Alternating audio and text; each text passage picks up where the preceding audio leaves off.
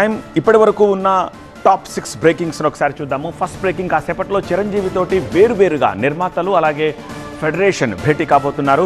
టాలీవుడ్ సమస్యల పరిష్కారం వైపు ప్రయత్నాలు జోరుగా సాగుతున్నాయి.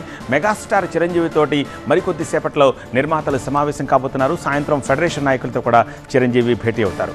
సెకండ్ బ్రేకింగ్, రేపటి ఆమన్గల్ బంద్ తాత్కాలిక వాయిదా.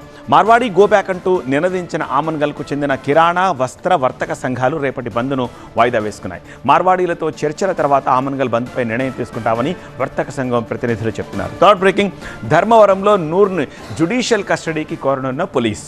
ధర్మవరంలో పట్టుబడ్డ ఉగ్రవాది నూర్ కేసులో సంచలన విషయాలు వెలుగులోకి వచ్చాయి. 37 వాట్సాప్ గ్రూపుల్లో సభ్యుడిగా ఉన్నాడు నూర్. మరోవైపు నూర్ని జ్యుడిషియల్ కస్టడీ కోరడానికి పోలీసులు సిద్ధమవుతున్నారు.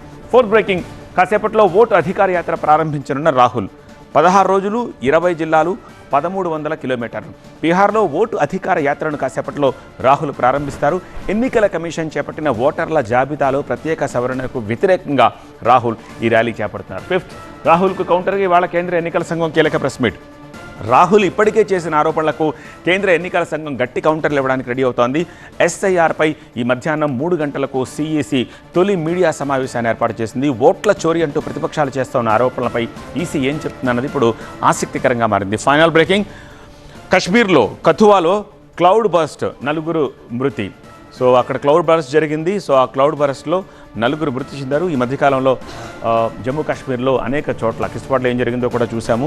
సో హిమాలయన్ రీజియన్లో క్లౌడ్ బర్స్ట్లు జరుగుతున్నాయి. లేటెస్ట్ క్లౌడ్ బర్స్ట్లో 4 చనిపోయారు.